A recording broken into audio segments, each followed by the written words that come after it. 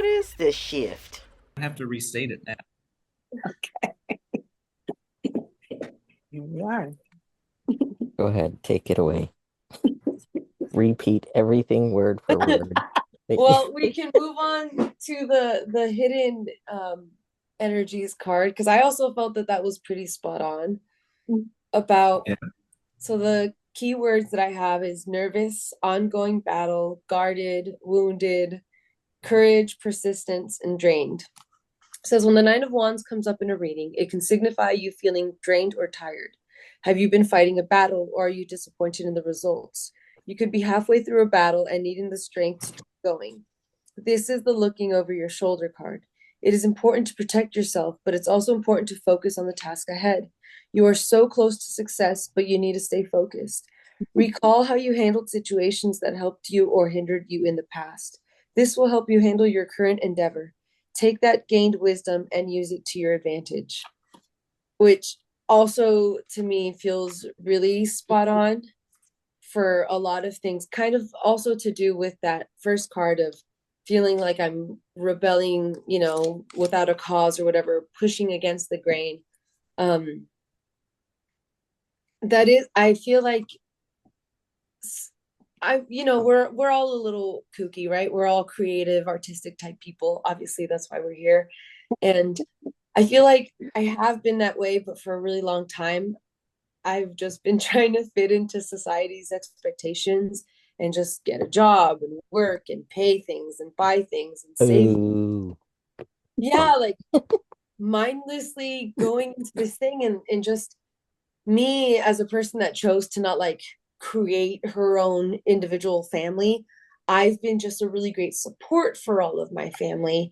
And in that way, like I feel like I've kind of just kept myself like stuck in this pattern. I need money for this so that I can pay for this, so that I can send it to this person and do these things.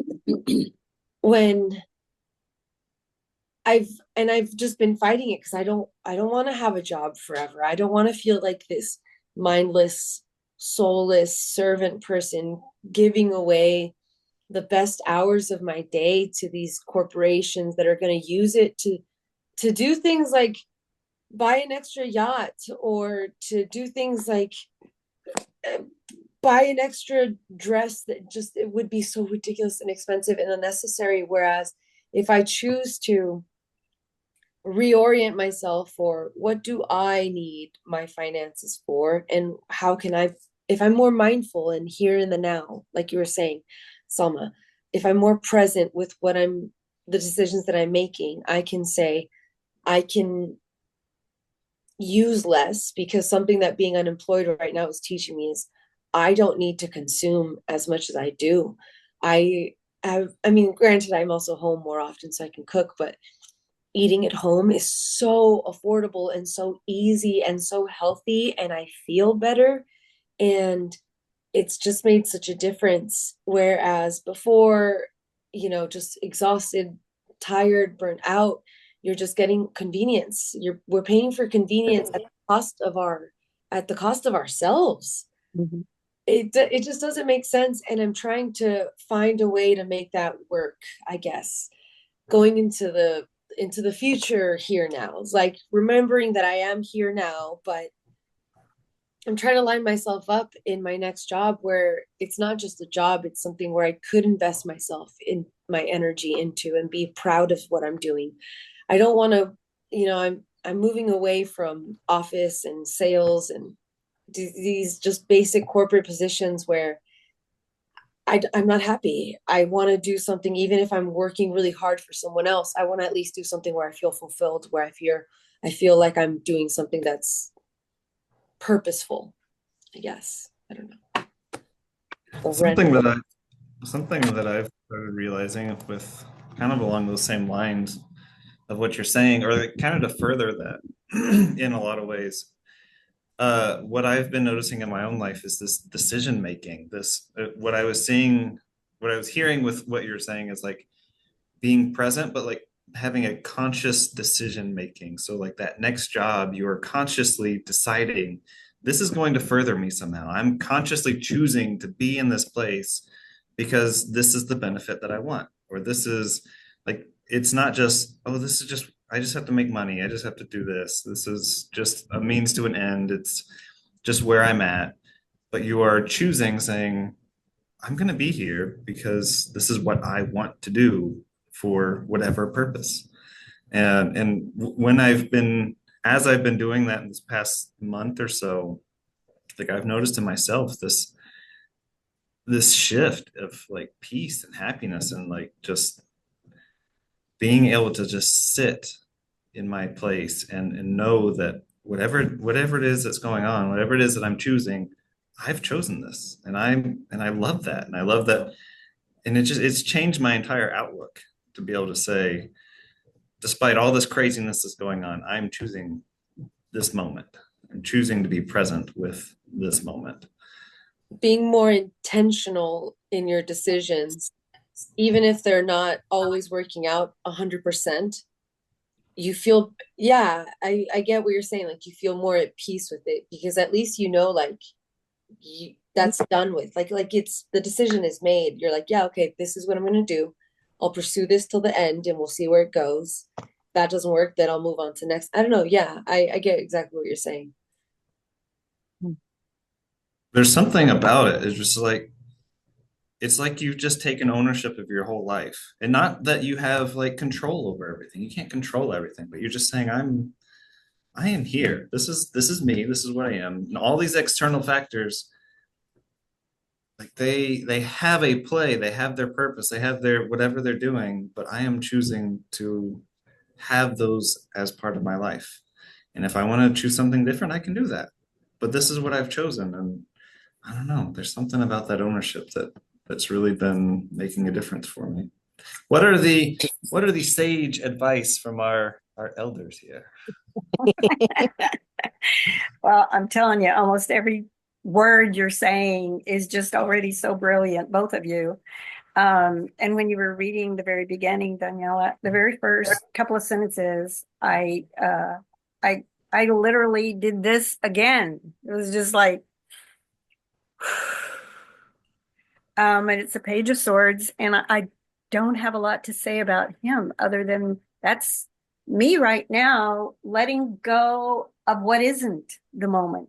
That's what just came to me. Um, Almost because I'm applying it to conversations, even of being present in a conversation enough to ask for what I want.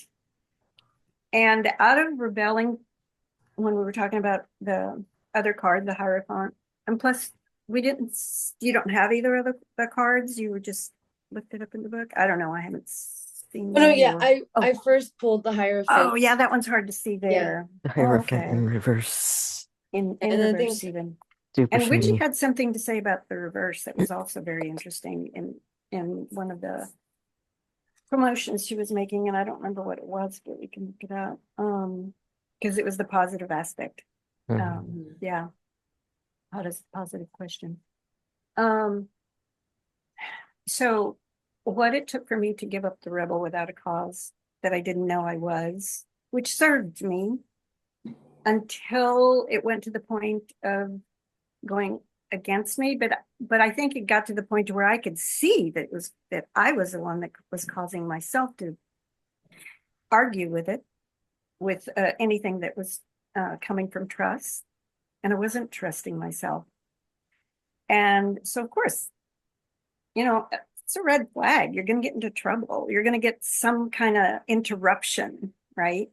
And not to blame, but it's like staying present to that, staying present to, oh, I could trust myself. Oh, that means I need to meditate more. So I trusted that too. That came along. And it took me 4 hours a day for a while. And right now, I went to 2 hours a day. It's not quite enough. It was good enough for me to focus on conversations, like I said, because that's what started coming to me in meditation were the things that were bothering me, and I would see them in the morning, and then I could have that conversation, and it was bursting into tears. I was able to communicate, yes, through tears that were essential for me to pay attention as well and release, because that's what I do with them. It was that kind of crying. It needed to come, and so it did. We're having an event here, and we're looking for a spot for this art to be. So he cleared out this area. And there was something I needed to tell him about, like, I need light coming in where you guys are going to put that barrier. And they tried coming up with something, and I went, okay. He said, they're going to paint it white. It'll reflect light inside your casita. I said, okay. It wasn't okay, because this morning I woke up at like 3 having a suffocating dream. So I went, oh, different conversation. And so I went and I said, I really want to talk about this again. I know I don't know what to do, but I don't want this feeling of suffocating in that space without light or nature coming through. And so we had the conversation, and first he said, no way. And I said, please don't say that. There's always a way. And so my son came, and he cleared it up. He said, we do need this, and we'll put holes for the light to come through. And I was like, yay. So before, it would have been nothing but yelling, really, like, and nobody giving and nothing being accomplished kind of thing. But no, this was like staying so present, so grounded that the solution was possible, period. And that comes from trusting myself. And that keeps me present now. And like you said, Elias, it's owning who I am. And it does feel like being at home with myself. I think I've recently had a lot of good conversations with my mom. We have our own beefs, me and her and our family and everyone, of course. Yeah. And sometimes when I'm having these conversations, sometimes when I say things, and I'm a strong believer in you get back what you put out. So I know that if I'm not communicating with her in the right way, I'm not going to get the right responses from her. So it's just a constant practice over and over and over again. And more recently, we've reached a point where I'm able to communicate things. And even if the response isn't exactly what I want, it's not a defensive shutdown. It's like okay, I hear what you're saying. And there's such tiny little moments, kind of like you're saying with your husband, but they feel like such huge victories. It's that sitting at peace with yourself, because I made that conscious intention to have the practice, to have the patience, to no matter what happens, I'll be okay with the conversation. And with enough of it, you do see the little steps, and then eventually you get to these huge mile markers, and you're like, oh my God, this is huge. Our relationship is changing. I can have conversations with this person. And it's because, like you said, like you're being more reliable, you're being more there for yourself, you're being more present for yourself, more intentional, which is obviously a practice for all of us too, with ourselves and with others. But it's nice when other people also, they start to match your energy, because if you show up for yourself, they also do too, and they want to do better. And it's nice. It's hard to be mean to someone that's genuinely cares about you and is putting their kindest foot forward. And if you just like stay grounded in that energy, I think we could take over the world. Yes. Yeah. With being nice, with being kind, with being patient. I just love that it starts with just showing up for yourself, like being present with yourself, and be the change. You show up. Yeah, you show up as you are, as you fully are, and they will too. That's also you're giving other people permission to do the same, right? That's from Marianne Williamson's quote. I love Marianne Williamson. I wish she was president. Me too. So sad. He's still saying great things, though. I was just gonna say, if you're new here, you're listening to Shift Hit the Fan. Wait. Because we've already started. I've got this figured out. I've got this figured out. At the end, we're gonna redo the intro, and then we're gonna cut it and put it in the beginning. All right. All right. Yeah. We have started. As soon as we hit that record button, it started. And I feel like our conversation's been great, and I love Daniela, how she's just been like pulling this out of her life. because like Mhm. all the rest of us are like, I have I no just idea. decided to But show up and overshare a little. no, I love it. It's It's, perfect. but the key word is Last, share. You're really sharing with examples that make it clear how it's affecting you. So that's really useful for me And anyway. and I feel like it's all I'm relating to what like things you guys are saying. Like it's all very it's just coming to me because actually Soulma, um, something that I was thinking about when you were talking with about that conversation with your husband is I was just I'm reading this book called Anger by Thich Nhat Hanh. I Uh-huh. love him. He was a wonderful teacher, and I've been feeling very angry myself and just I call it salty, but it's resentment, like it's like angry and resentful and just upset Yes. at things. And something that has been so beautiful and so lovely and so helpful to me recently is one of the little passages in this. He talks about your organic feelings, about how, we are our own universe, right? We are a self-sustaining ecosystem here. But one of the things is that you need garbage, you need compost, you need waste. So if we start beating up on ourselves for that one day that we lost our temper and maybe said something unkind to somebody, and if we hyperfixate on that, just making that waste and just focusing on it being waste as opposed to converting it into compost for the rest of the things that in us that need it, then we're not really like keeping our ecosystem going. So I'll just read it right here. Let me see where it starts. Both our negative feelings and positive feelings are organic and belong to the same reality. So there is no need to fight. We only need to embrace and take care. Therefore, in the Buddhist tradition, meditation does not mean you transform yourself into a battlefield with the good fighting the evil. This is very important. You may think that you have to combat evil and chase it out of your heart and mind, but this is wrong. The practice is to transform yourself. If you don't have garbage, you have nothing to use in order to make compost. And if you have no compost, you have nothing to nourish the flower in you. You need the suffering, the afflictions in you. Since they are organic, you know that you can transform them and make good use of them.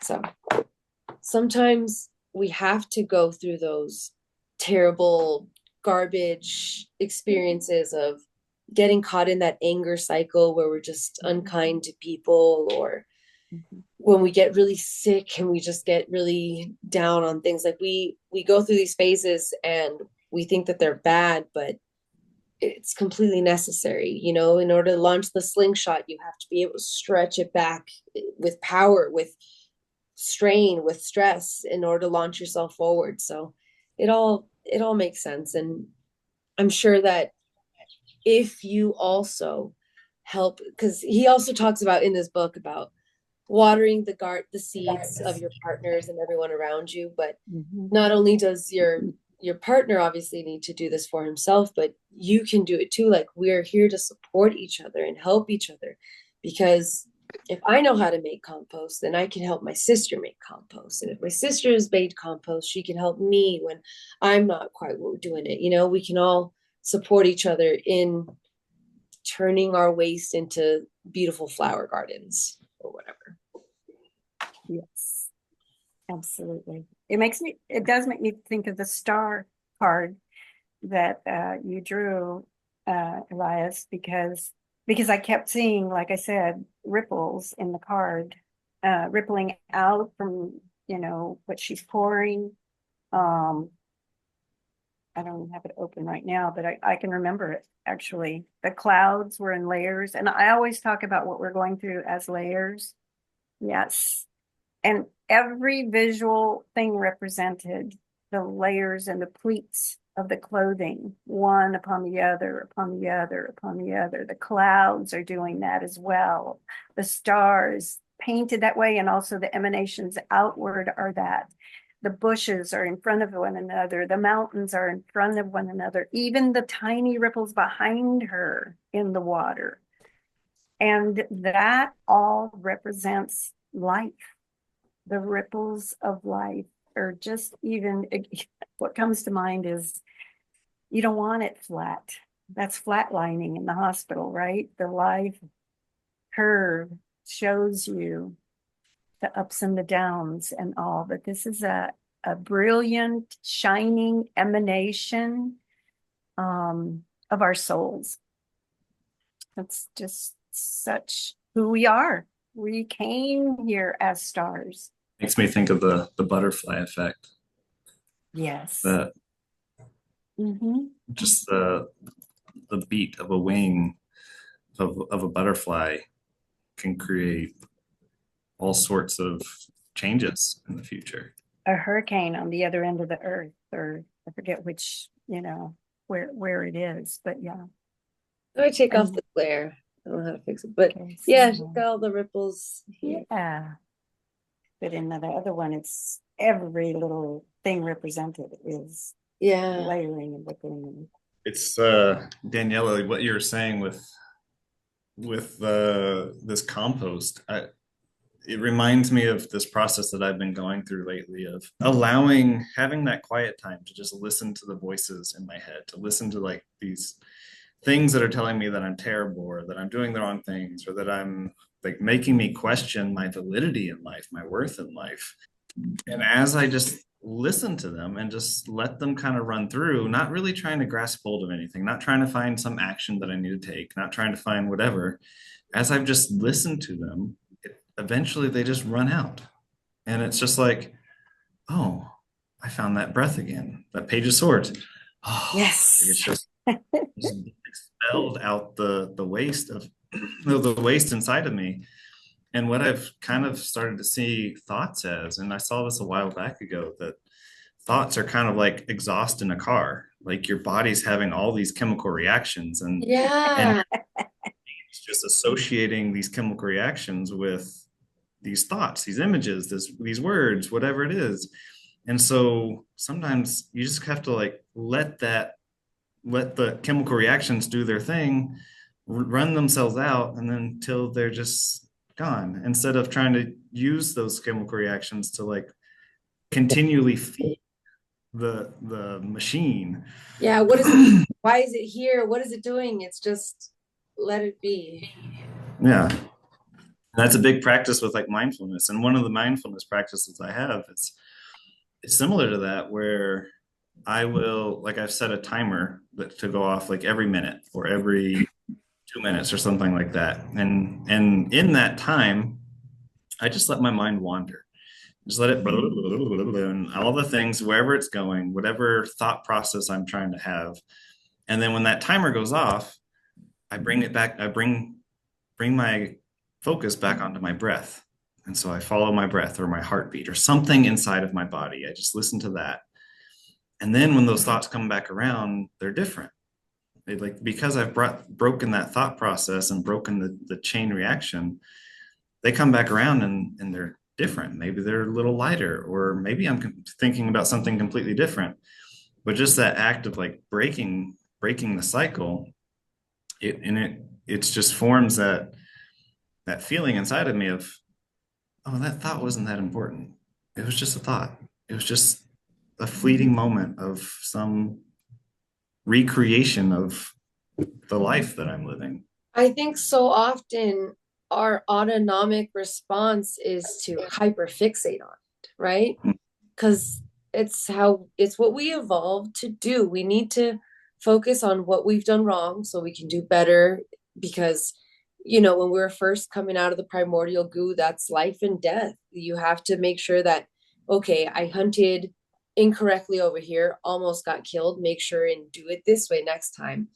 But now our crazy fight or flight moments and experiences are silly little things like conversations with our spouse or interviews for a job and talking to a police officer when you get pulled over. Like it's these little not life or death thing that we still are just hyper fixating on.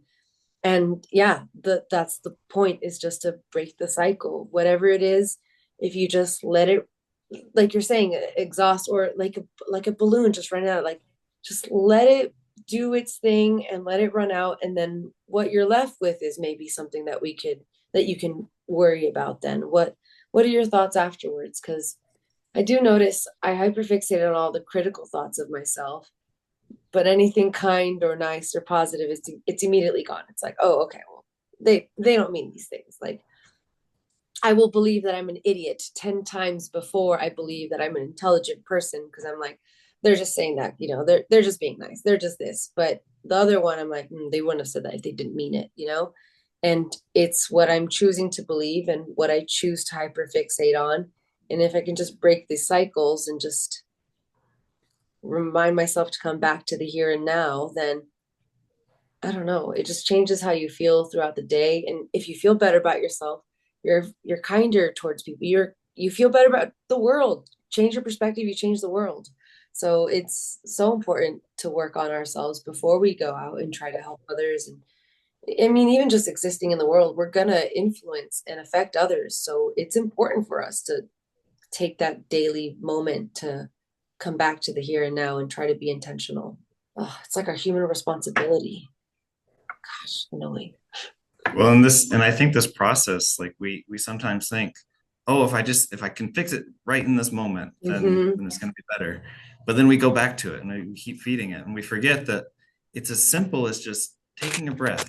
Like, taking a breath changes the chemistry in your body, or like being present and looking at the tree or the plant or something different for just that split second. It changes what that cycle is in our brain, and then suddenly you're on a slightly different thought, and then you just repeat that over and over and over again until suddenly whatever it was you were thinking about isn't as bad as it was, or it's completely different from what it was. And again, it's just breaking the cycle. In the medical term, positive feedback loop, the thing that feeds the thing, which feeds the thing again, which keeps jumping back and forth until it's just the snowball effect.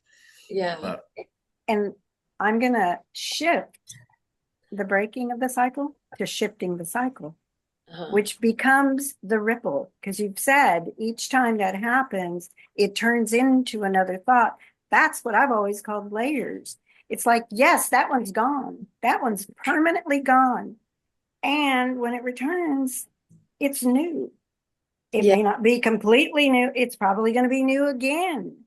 You have a different And so- perspective by the time it comes back. You think Yeah. of it differently too. Yes, absolutely. That is the transformation. And it is continual. And I do like ripples and layers as a description, and certainly emanation. To me, it's more accurate than levels, because we're just used to levels being higher, like a hierarchy. And not that that's bad. I'm sure there are other things that relate to that. But it's a greater comparison than is helpful to identify the places that our souls are expanding towards. So yeah, those thoughts, that we're going to keep running thoughts, or our thoughts are going to keep running. And then that's that other part. When we own it, we get to say, oh no, not that thought. Like, go shut up. Go sit down. Mhm. I'm not doing that one again. That's an old one. If it starts to even hint something that's related in a way that you can do something. But Elias, what you brought up was like, when you're there and present to it and listening, the thought is finally heard. It's finally heard, and that allows for the shift. And the thought gets to take a breath too. Anyway, that's what I could hear in all of what you were sharing. In 2020, I had this, like, I call it my spiritual awakening or a mental breakdown or whatever. I had this big perspective. And one of the really big things that set with me, or that just made sense to me at the time, was dive into the abyss. I think so often a lot of people will become afraid of their thoughts. I think a lot like this happens common space, it'll happen a lot. Like, if anyone ever has any kind of dream or a passing sexual thought about a family member, they may hyperfixate and say like, oh my gosh, I have this problem, there's something wrong with me, because you shut it down as soon as you think, oh, that's not okay, that's not okay, that's not okay. And because of that, you never really think the thought through and let it out, kind of like what Elias was saying. Because not that a specific example, but during my time, like I just had to think so many thoughts through. And once I thought them through, I was like, oh yeah, immediately, that is not something I'd actually want to do. That's not something I'm actually interested in. Like, you get past that first little threshold and you're like, yeah, okay, done. That thought, I've passed it through, it's gone now. Yeah. But because we stop ourselves, and I think actually personally, I think that this is why a lot of highly religious people will develop these unfortunate perversions, that will harm young, like children, and things that happen, grown people too, but specifically when it happens to children, is because I think they just get to these thoughts and they're like, no, that's bad. I'm wrong. I can't do that. I can't do that. I can't do that. And you shut yourself off from parts of yourself, and you cannot grow into these regions because you can't get past that first little whatever threshold it may be. So it can sound silly, but like even thinking about things like suicide and stuff like that, like really for me, a big part of it was fully thinking it through. What is the method? Who will find me? Who's going to call? Who's going, like, I had to make a bunch of arrangements for funerals before. So I was thinking, like, who's going to pick my last outfit? Who's going to make sure, like, who's going to do all these things?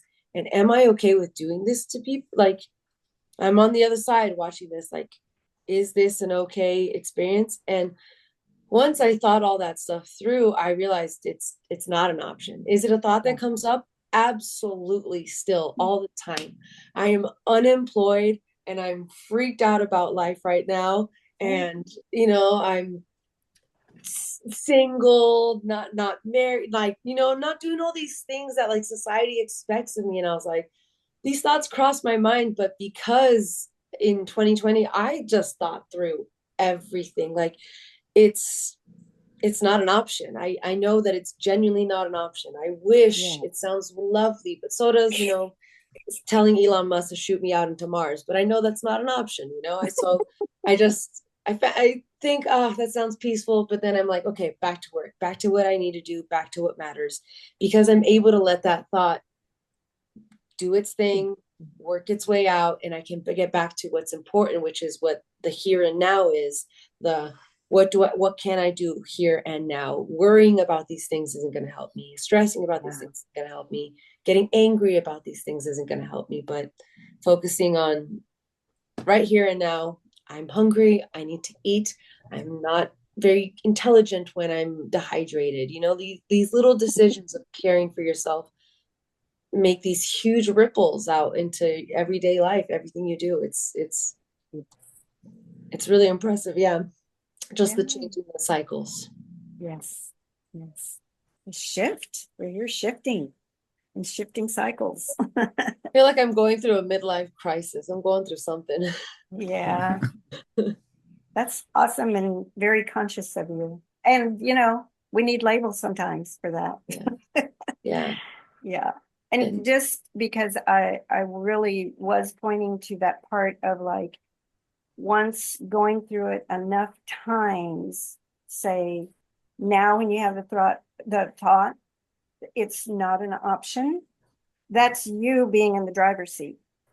It's not needing that thought to continue, and it just doesn't. But it is you also being conscious at a level of like, I'm the one that has the say here, not the thought. Mm-hmm. Yeah. You are not your thoughts. You're how you respond to them. And how you create them too, because in that moment, you're creating a different, your process has created a different thought. But I think something else to think about with it too is those thoughts might have their own intelligence in a lot of ways. Like one of the thoughts that I've had, or one of the realizations I've had with suicidal thoughts is, why am I having those suicidal thoughts? Something inside of me is probably dying or wants to die, or there's a death occurring inside of me that I just need Mhm. to let that thing die, and I need to let my body process that death, that phase transition into whatever it is that I'm transitioning into, or the thing that I just need to let go of because it's killing me inside, and I don't want that anymore. And so I think these thoughts are, the way I kind of see them, and the way I see the body as well, is that each one of our cells has its own intelligence. The bacteria, all these different organs and organisms have some sort of intelligence in them, and they're all working together as a team to create this physical self. And so we might have these thoughts, and that might be a part of us, but that's not the only thing that's a part of us.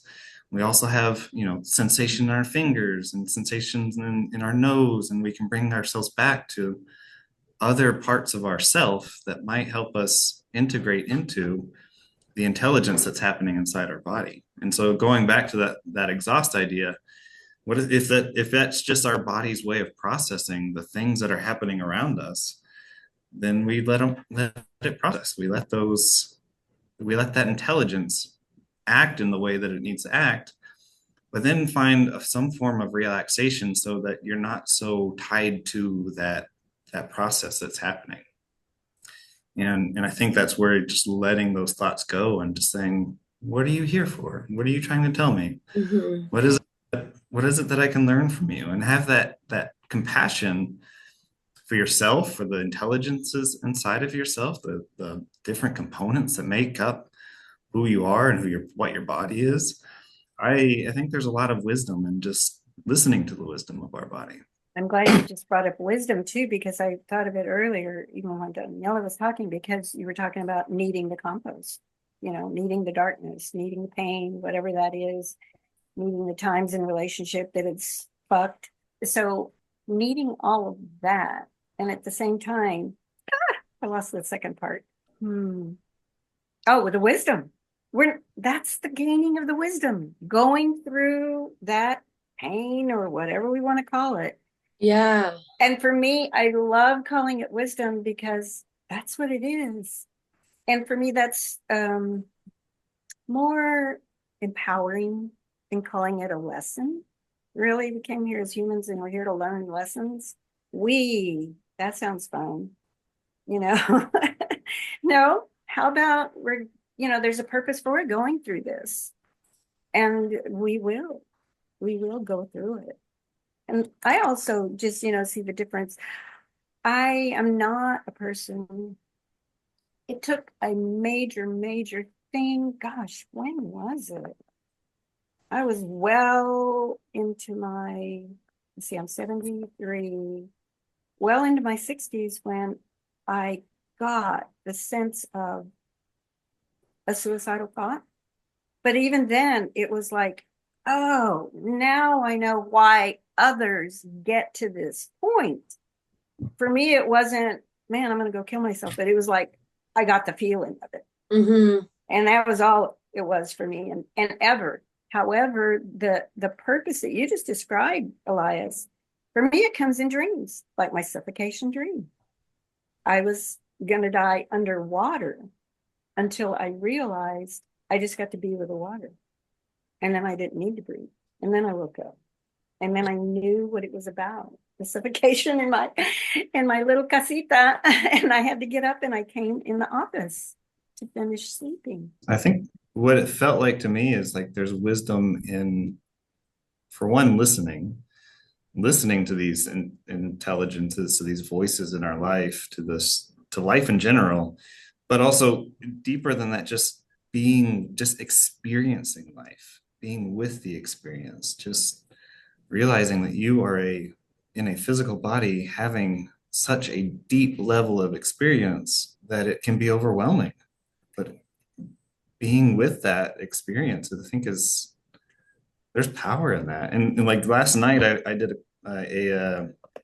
jumped in the cold bath, and I'm just sitting there. I'm like, I had done a sauna just before that, and then jumped in the cold bath. So it wasn't a terrible sensation of wow, I'm really cold. It was just like, wow, that's really intense and that's cold. And I was able to just feel throughout my body of like, I can feel that happening and this happening and that happening. And I can feel my heart rate suddenly just wants to drop and my breath is moving and just being with that experience and not trying to run away from it, not trying to just suffer through and put my mind somewhere else to get through that cold sensation.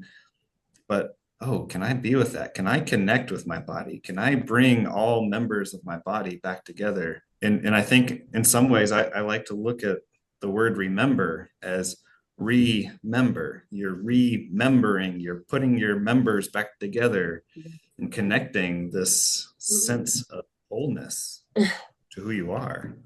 I like that. The opposite of dismember, remember. All right. Well, I think that's what we Avra. got. I Oh, don't went know. silent. Huh? Avra went Unless silent. Avra's got some more words. She's been Oh, sitting yeah. there. Yeah, well, I was just looking at so I have this app. It's a like a period tracker, but it's not made in the US.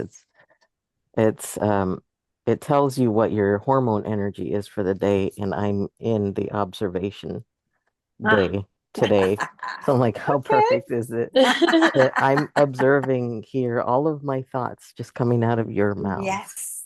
Thank you. Because we do talk about this stuff a lot on this. Like Elias and I have been talking about the power, the magic of observing your thoughts, of being with them, not trying to control or manipulate them or change them, but literally just listening, just observing to see what they say, so you learn how to hold every aspect of yourself. I thought of a couple of times. So I was like, I should read the Loteria as a tarot one day. Use it as a tarot deck. Yeah. Yeah, because Elias actually talked about it. I also see all these aspects of myself as their own little entities. They don't come from me, they come through me. I've inherited them. Most of them aren't even mine. I've just been given these things to observe, to experience. These are the things that my ancestors didn't know how to hold. They just passed down through me. So, I'm just here to learn to do what they didn't have time for, they didn't have life for, they didn't have the awareness for. They want to express themselves, they want to be heard, and then they just fizzle out once they. Did you hear that echo? All of a sudden. All of a sudden, I'm just see, it's Oh, trying to echo it my was words. it was your ancestors. Yeah, it's like, you guys hear this. Literally, this is part of the message. It is an echo, right? It's all. I love that happened. It's not from you. It's through you. Life is Mhm. happening through you, and the more we can allow. I thought of also Bruce Lee, which I have back here, right? Yep. Obsessed with Bruce Lee, and empty your mind has been coming up a lot, because the more we allow to, instead of adding more to the stuff that we experience, if we allow it to just be heard, to be experienced, to be held, we're not adding to the stuff. And this is the process of emptying the mind. This is the way to master the mind, essentially. It's not about controlling, it's not about manipulating, it's not about trying to have the right thoughts. It's about allowing all of it. And because it's in the silence where we get the new stuff that's trying to come through, that's been trying to come through for ages, through our ancestors and all this stuff. New things are trying to come through, and that's why we're all breaking down. We're all being aware of these things. We're all having the same conversations, the same thoughts. It's in the collective. It's time for a change in the way that we're functioning. And that made me think of the Six of Wands, which is the one that I pulled, because I was trying to think of how does this fit in. But if you look at what the five is, the shitster. So you've gone beyond the five. You're no longer in that mess of your power. Now you're more into the after, the more stability in the spiritual sense of your power. So we've moved into a new phase. This is just showing us it's gonna, the fact that the Hierophant was upside down, right, or in reverse, and what you read, I don't, that didn't make it on the recording, right? About, yeah, because I wasn't paying attention. I was observing. That's what I was doing. I You didn't, were yeah, I thought you were we usually paying warm up. attention in a different way. Yeah. I was in reverse. I was in the old way. Like, because I'm learning to be with what this new shift is. I keep getting these messages all the time, and I keep seeing, just like a friend of mine came over to spoil me, essentially, from the alchemy course, and he wanted to buy me a tarot deck, and I went in there looking for tarot, but what kept coming to me was like I would get drawn into by different things, and then he pulls it, hands it to me or whatever. I'm sitting in a wheelchair, just like trying to put things on my heart because I promised my heart that I would check in with it before making any choices.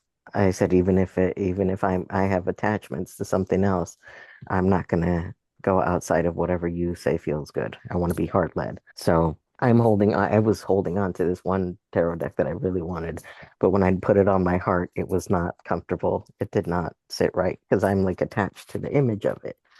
So that's this, and then I come home with an oracle deck, and I'm like, okay, this is what feels good to my heart, and it felt like the images were speaking to my soul. So when I opened it to try to connect with it, I'm like, what's your purpose? Like, why did we connect like this? And it was basically telling me it's time for change, like because I didn't think I was that witch, to get an oracle deck, and here I am the witch with the oracle deck now.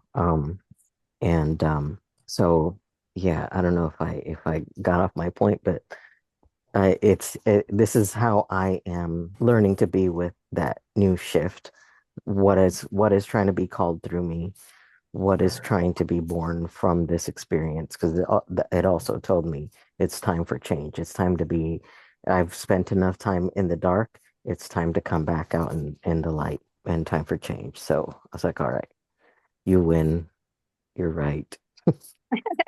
I actually pulled a card and I said, tell me what the context is for what this. I wasn't going to include it in this reading.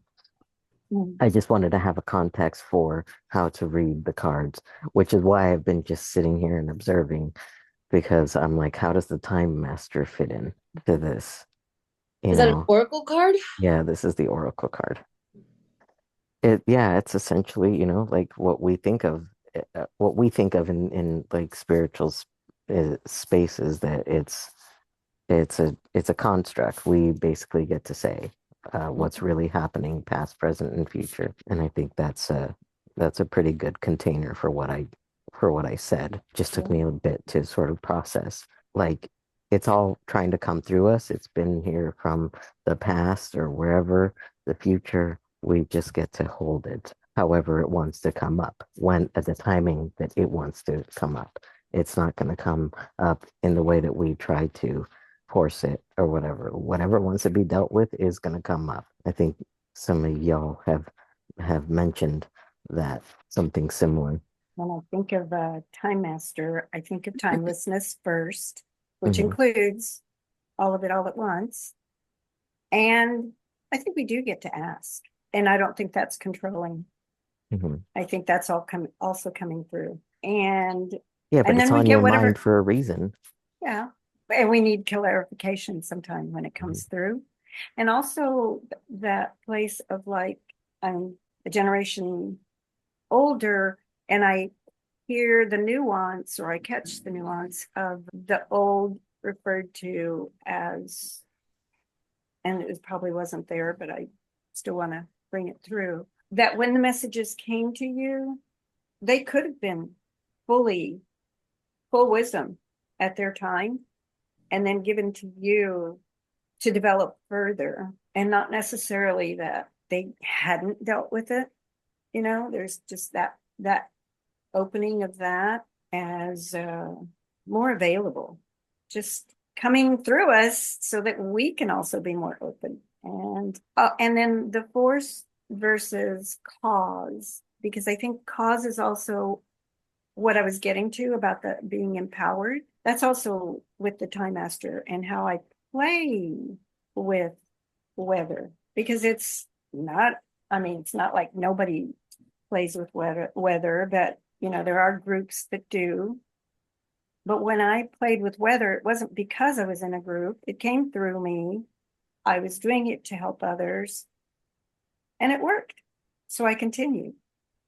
And that's another thing that has shifted for my husband, that always before he would say, well, the weather's going to be such and such. And I say, well, that's just predicted. Well, they're right all the time. Well, most of the time. But it didn't keep me from playing, because I was right enough times as well when I intended it. And that playing with the weather, for a while I thought, oh, I'm going to teach this. But no, it was, I mean, maybe at some point, but it didn't end up being timing. And I did explore it with others quite a bit. And for me, what it's taught now is going that step further on the collective. Oh, We lost his power Elias. went out. Yeah. Going that step further on that collective theme, that is us holding the space for the collective to be uplifted, just in the same way that you were talking about showing up to a conversation with someone. And in that listening and observing, the conversation shifts from your intention. Again, back to the quote from Marianne Williamson, giving other people permission to do the same. As from where you're standing, that's taking it out of context, but I don't have the quote with me, and it's a long quote, so it's not the one I'm going to pull out or anything. And for me, that leads to manifestation. Oh, wait a minute, I forgot the quantum physics part, because there is the explanation of quantum physics, which I'm not a quantum scientist. And Could have fooled me. Just exactly. Dwelling in those conversations. However, what I did recognize from hearing it from Deepak Chopra when he was talking about the quarks, and that was discovered, like, I don't know. Well, he was talking about it, let's say in the mid 80s. I think it was discovered just a little bit before then. And he was explaining that they finally realized the quarks didn't ever exist before. They only began first, maybe even at all, seeing the trails as they were leaving, because they were being observed. And they literally weren't there until an observer was placed there. And there's another explanation that I'm not going to give, but it's from Greg Braden. And it's a whole scientific experiment that is more recent, and it completely shifts by the observer. So that is you being the observer up there, having your thoughts as you're thinking them. And then we're in our AI brains, I'm going to say, receptors are putting it forth in however we are. And then you got to come and complement it. And one more thing, it reminds me, the other day I woke up in the morning and I was like, oh, our brains already function like AI, because let's say ChatGPT, okay, has all the information of the internet. Somebody goes in and asks a question and boom, there's the answer. That happens with us all the time in conversation. I have my expertise in energy medicine. I have 50 years plus to have that resource.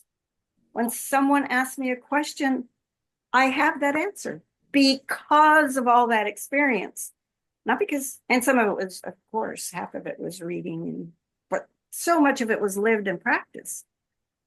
So it's all in there, and these computers were made by us. So yes, I particularly can learn an organization level that I didn't have before out of using it. But it's still in that space that we can still teach the computers, we can still connect with each other and cause what we want on this planet. And it's happening the way people are standing up now, which they never did before in politics, not in my waking time. I love that you said the power went out when Elias's computer died, because that's the conversation that was, I guess, sort of fueling this conversation, is the threat of the power grid going out. What do we Yeah. do? Because they're claiming it's a prediction, Yep. I've heard but it then people are 20 disappearing, years. right? People that would actually be able to stop it are disappearing. So they're like, the empire's falling. They're desperate right now. What are we going to do? What are we going to co-create as a people? And I think it's like the perfect time right now to be the observer, not make meaning. Because I'm the same way, always have an answer. We're know-it-alls, right? We're knowers. We just have the answer ready because of that. Because like I used to use my dreams for that. I was a lucid dreamer since I was a kid. I would use my dreams for problem solving, to put myself in the worst possible situations to see how I would handle it and repeat it over and over. And so I will purposely trap myself places. That's what I've been doing recently is I like put myself with limited movement under a stage like with a trap door. Initially, like I was banging and they immediately let me out, but I was like, no, what am I doing? This is an opportunity to see what what I can, to be with the panic, to be with, Mhm. because there are people right now that are trapped under rubble. And I ended up under the rubble, having to learn to be with observing somebody else being helpless and observing them also be helpless under the rubble. And so it's like these things are the things that I did. And this is what it looks like because we come together, because we practiced our tools. When the power goes out, we Hmm. continue doing the same. We continue connecting with each other. This power's And not going out. no, well, yeah, no, I'm I'm just talking saying about the when that power grid. goes out, this Yeah. power still remains. Yes, this power still remains. Yes, in each of us. And we continue to use it to connect with each other, just like connecting with the weather. We just continue connecting with each other, continue connecting with the whole planet, Hmm. that we're carrying the space that it shall be, that this is the evolution conversation, including neurodiverse, which I know that I am. And I think we all are, as artists, as healers, Weirdos. as Hmm. as weirdos. Yes, whatever we've grown up knowing, we're odd man out, whatever that is. It's those are all the tools as well. And we're the transition from following the rules, stuck in whatever stuck with, and not that they weren't smart, they were in their ways, or we wouldn't have come through. But we're part of the next evolution of humanness is what Greg Braden calls it too. Yeah. I don't know if I finished my thought on Oh, I'm why I sorry. do the dreams. I just thought about that right now. Oh, okay. But yeah, the purpose, you spoke to the power. I think that just Yeah. reminded me again of Oh, the okay. the Six of Wands. It's like stepping into a new kind of power after having been uncomfortable with it. And that's like the purpose for me, is to have nothing shake me, to not be surprised by anything. And that's why I put myself in these really uncomfortable positions in the dreams, so that I either surrender to the thing or find a way out and through, and It nothing's going to rattle me. Yeah, it's Mhm. funny you say that because today during my interview, that was one of the things that came out of my mouth was that most recently I've just been on this kick of just trying to push myself. When I notice I have these boundaries, these limitations, say I notice, I don't know, I'm not very good in a lot of social atmospheres, especially in public. And the larger the group, Yeah. the more uncomfortable I get. And Mhm. so little by little, just practicing eating in the restaurant instead of taking it home, going out to like a small show and hanging out at the back and seeing how I can be around groups of 20 to 30 people at a time. And just it's not what's something I realized because a friend of mine, she's like, well, I just don't go. She's like, I just don't like concerts. I just don't go to them. And that's definitely one of the options, one of the avenues I can and could take if I wanted to, and there's nothing wrong with it. But I could just say I don't want to, and I would just not do it. But Mhm. for myself, just because I want to be able to go anywhere if I want to, do anything that I do want to. I do need to constantly push my limits and test myself and push my boundaries. And it seems to be a really common, a really, I guess, a really common feeling right now in a lot of people. It's the stretching, it's the, I kind of consider like overeating a little, like just we'd like to push ourselves as people, like the people that work out a lot. It's you're constantly sore and you kind of learn to develop a love for that pain. You're like, yeah, that means I'm rebuilding here and I'm coming back stronger. And I kind of think, at least myself, I can be that way with food. I'm just like, oh yeah, this was a good meal. And I can tell because my stomach hurts from stretching so much. I'm like, yeah, I was so hungry. It was so delicious that I ate past the point of comfort. That's how good it was to me. So I start to relate that pain or that discomfort as something good. And there's probably, some other evolutionary reason for it, but it's good for us to push ourselves, to make ourselves uncomfortable. So, you know, the universe is calling to a lot of us, telling us that was a cool little hermit phase, or hey, this part is good, but now you need to shift in this direction. Not saying that, because I love to hermit, not saying that I can't still hermit, or that you can't, or that we won't hermit again, but we ebb and flow, right? We have to have the downs in order to have our backups again. So we can't stay in one state forever, because the quiet, that means death. That means a lack of existence. That means nothingness. Like you were saying, you don't want to flatline.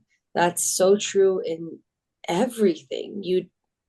We want to keep moving. It's exhausting, but we need to keep moving. So it's a very common feeling for a lot of us. And like you're saying about sitting there observing, hearing everyone saying thoughts, I think that's why the conversation flowed so easily today too. Granted, a new person jumping in the conversation, but also it's just we're all going through the same thing. We're all experiencing so much of the same things. And sometimes it is nice to hear someone else say the thoughts that you're maybe not ready to say out loud yet, or to communicate things that you're like, oh, I have these feelings, but I hadn't understood it in that linear sort of way. Thank you so much for putting it into words for me. So it was a great conversation all around. Anything else for any of y'all, or are we done? I think Any we're good. There's final always thoughts? more, and Yeah. it can be done. I know we could definitely keep ranting forever, but Yeah. uh, I feel good. like Yeah. 2 hours, is that 2 hours? Yeah.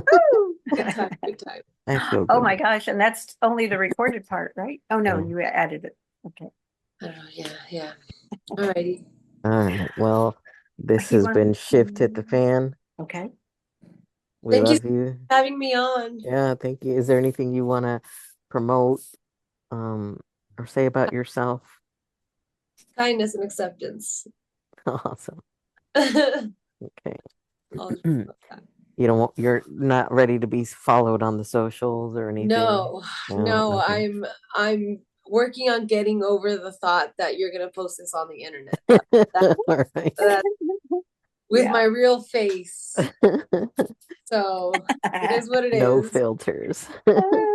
Your face is beautiful. Put Yes. like The a little people are puppy gonna face on it so no one knows who I Oh the God. people are gonna love it. We're gonna get all these followers because of you. That's right. There we go. Tried to make it uncomfortable. am. Yeah. Be with it, hold it. I All do right. love that you said that you made hermit a verb. And, it's Oh, like, yeah, I absolutely am in the place of right now, I'm having hermit time and I'm growing so much from it. And it's not foreign to me at all. And neither is being out in the world. And right now, I'm not going out in the world. It's okay. It's a good choice for me. And I get a lot of people coming here because it's a event space in Los Angeles.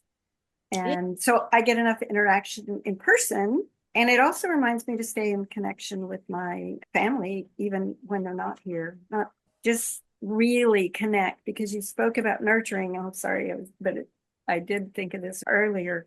You didn't call it nurturing, but what you were speaking about made me remember nurturing. So what I will leave you with is my commitment for the world is that motherhood is honored as the source for world peace. And that goes for all nurturers, and everyone has a mother.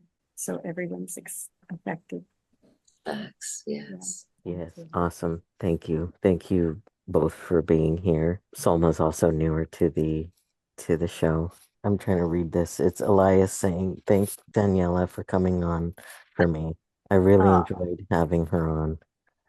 yeah. Yeah, I was thinking the same thing. I was like, I really hope Daniela keeps coming on.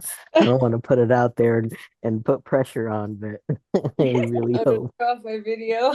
Absolutely an invitation, right? Yeah. It was really nice. I feel like this all lined up as it was supposed to, as it does, right? Exactly. It's time for change for all of us. Mhm. But yeah, I'm gonna post all of whatever you want me to post. I'll put it in the description if you get any courage. I'm also gonna post the decks in the description if you wanna let the people know what deck you were pulling from. And then what else? We have a Discord as well where we post the card for the week.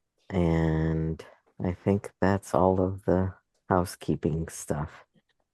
Anyways, thank you for being here. We love you so much All and right. keep coming. Yeah, try for same time next week. Yes, same Mhm. time every Okay. week. Bye. Thank And do you. that. No, And the end. Daniela's still trying to make hearts. It didn't make hard. You can oh, react.